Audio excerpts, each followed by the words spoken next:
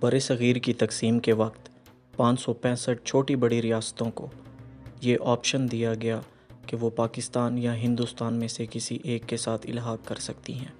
565 ریاستوں میں سے 553 ریاستوں نے انڈیا، جبکہ 12 ریاستوں نے پاکستان کے ساتھ الحاق کرنے کے لیے بات چیت شروع کی۔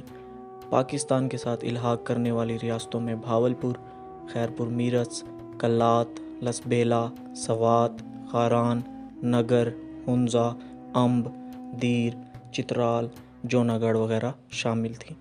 5 ریاستیں داسودا، ونود، جین آباد، باجونا اور رادھن پور کے حکمران مسلمان تھے، مگر ہندوؤں کی آبادی زیادہ تھی۔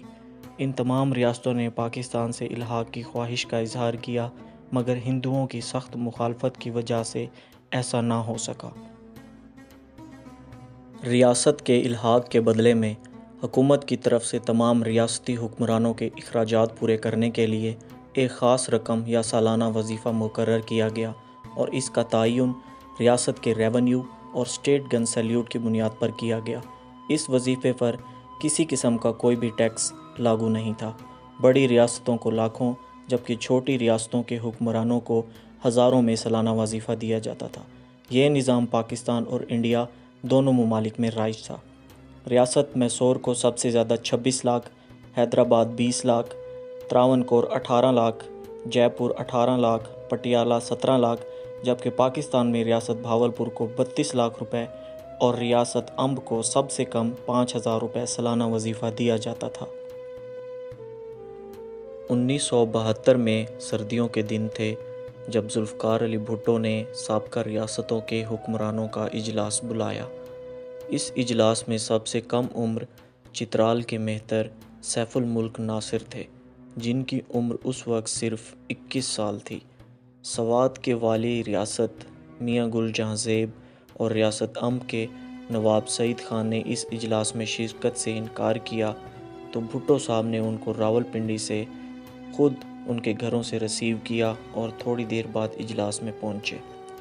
بھٹو صاحب نے اجلاس میں غصے سے کہا کہ میں نے جو کچھ بھی کیا پاکستان کے لوگوں کی خوشحالی کے لیے کیا، کیونکہ سب کو معلوم ہو چکا تھا کہ بھٹو صاحب سابقہ ریاستوں کے حکمرانوں کا وظیفہ ختم کرنے والے ہیں۔ اس لیے خان آف کلات نے کہا کہ صاحب، پاکستان ہم نے بنایا ہے اور ہم نے اس کے لیے قربانیاں دی ہیں۔ اس پر بھٹو صاحب نے نواب آف بھاولپور کی طرف اشارہ کرتے ہوئے کہا کہ پاکستان کو چلانے کے لیے پیسہ بھی نواب آف بھاولپور نے دیا تھا۔ آخر کار بھٹو نے وظیفے کی جگہ پینشن دینے کا اعلان کیا، جو کہ آٹے میں نمک کے برابر تھی۔ اس سالانہ وظیفے کو ختم کرنے کے لیے انڈیا میں 1969 میں لوک سبھا میں قرارداد پیش کی گئی، جو کہ پاس ہوئی، مگر راجیہ سبھا میں یہ قرارداد 75 کے مقابلے میں 149 ووٹوں سے پاس نہ ہو سکی۔ انڈیا میں 1971 میں 26ویں ترمیم کے ذریعے اس سالانہ وظیفے کو ختم کر دیا گیا۔ اس وقت کی وزیر اعظم اندرا گاندھی کا کہنا تھا کہ اس وظیفے کو ختم کرنے کا مقصد لوگوں کو برابری کی سطح پر حقوق دینا اور معاشی خسارے کو کم کرنا ہے۔ ذوالفقار علی بھٹو نے بھی اندرا گاندھی کے نقش قدم پر چلتے ہوئے 1972 میں یہ سالانہ وظیفہ ختم کر دیا، جبکہ اس کی جگہ پینشن دینے کا اعلان کیا، اور پرنسلی اسٹیٹس کے معاملات دیکھنے کے لیے ایک الگ منسٹری سیفرون کے نام سے بنائی گئی۔ 2017 تک پاکستان میں 36,40,000 روپے ہر سال ریاستوں کے سابقہ حکمرانوں اور ان کے ڈیپینڈنٹس میں تقسیم کیے جاتے رہے۔ 2017 میں پاکستان کی کابینہ نے کم سے کم پینشن 25,000 جبکہ زیادہ سے زیادہ 5 لاکھ روپے تک بڑھانے کا فیصلہ کیا، جس سے خزانے پر اضافی 77 لاکھ روپے کا بوجھ پڑنے کا ایسٹیمیٹ لگایا گیا۔ آخر کار دسمبر 2017 میں the rulers of acceding states abolition of privy purse and privileges amendment bill pass ہوا، مگر اس کا فائدہ صرف ریاست خیرپور میرس کے میر علی مراد خان ٹالپر کو ہوا، کیونکہ پرنسلی اسٹیٹس کے سابقہ حکمرانوں میں سے صرف وہی حیات ہیں۔ کیونکہ امینڈمنٹ بل میں صرف سابقہ حکمرانوں کا ذکر تھا، جبکہ سکسیسر یعنی کہ جانشین کا لفظ استعمال نہیں کیا گیا تھا۔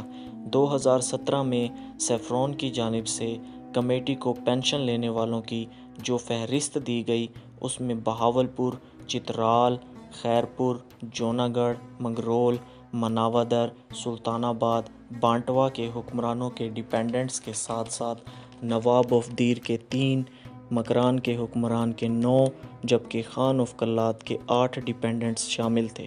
یہاں یہ بات قابل ذکر ہے کہ جوناگڑھ، بانٹوا، منگرول، سلطان آباد، مناودر کی ریاستیں بھارت میں ہیں، مگر ان کے حکمران یا ان کی فیملیز جو کہ پاکستان شفٹ ہو چکی ہیں، ان کو بھی پاکستان حکومت کی طرف سے یہ پینشن دی جاتی ہے۔ تمام ریاستوں کے ساتھ ہونے والے معاہدے کی آخری لائن یہ تھی: I do hereby declare that I execute this instrument on behalf of the state and my heirs and successors، یعنی کہ میں یہ معاہدہ اپنی ریاست، ورثاء اور جانشینوں یعنی کہ آنے والے حکمرانوں کے بہاف پر کر رہا ہوں۔ اور اس آخری لائن سے پہلے جو نقطہ تھا، اس میں ریاست کو اندرونی طور پر آزادی اور اس کے حکمرانوں کو مراد دینے کا وعدہ کیا گیا تھا، اور آخر میں قائد اعظم محمد علی جناح اور ریاست کے اس وقت کے حاکم کے سگنیچر موجود تھے۔ مگر قائد اعظم کی وفات کے چند سالوں بعد ہی ان معاہدوں کی خلاف ورزی شروع ہوئی، ان معاہدوں کو توڑا گیا اور جبری طور پر صدارتی آرڈیننسز کے ذریعے ریاستوں کے تمام حقوق سلب کر لیے گئے، جبکہ رہی سہی کسر ذوالفقار علی بھٹو نے سالانہ وظیفہ ختم کر کے پوری کر دی۔ 1972 کے بھٹو کے اس عمل کے بعد سابقہ ریاستوں کے حکمرانوں اور ان کے جانشینوں میں سے کچھ نے سیاست کا رخ کیا، کچھ نے گورنمنٹ سروسز جوائن کیں، تو کچھ اپنے ملک سے دور بیتے زمانوں کی خوبصورت یادیں لیے زندگی گزار رہے ہیں۔ ہنزا کے میر غضنفر علی خان شمالی علاقہ جات کے ڈپٹی چیف ایگزیکٹو اور گورنر گلگت بلتستان بھی رہ چکے ہیں۔ اسی طرح سے سلیمان داؤد جان جو کہ موجودہ خان آف کلات ہیں، انگلینڈ میں اپنی زندگی گزار رہے ہیں اور بلوچ علیحدگی پسند تنظیموں کو سپورٹ کر رہے ہیں۔ اسی طرح سے ریاست لسبیلا کے موجودہ جام کمال خان موجودہ وزیر اعلیٰ بلوچستان ہیں، اور ان کے والد بھی مشرف دور میں وزیر اعلیٰ بلوچستان رہ چکے ہیں۔ اسی طرح سے میر علی مراد خان ٹالپر، میر آف ریاست خیرپور میرس بھی پرسنل کیپیسٹی میں ایک انوائرمنٹلسٹ کی حیثیت سے کام کر رہے ہیں اور سیاست سے دور ہیں۔ آج 12 ریاستوں کے حکمرانوں کے 91 ڈیپینڈنٹس میں صرف 1 کروڑ روپیہ ماہانہ تقسیم کیا جاتا ہے، جبکہ 2017 سے پہلے اوسطاً صرف 40,000 روپے ایک ڈیپینڈنٹ کے حصے میں آتے تھے۔ قائد اعظم کی وفات کے بعد آج تک ان تمام ریاستوں کے حکمرانوں اور ان کے ڈیپینڈنٹس کے ساتھ ظلم ہوتا آ رہا ہے۔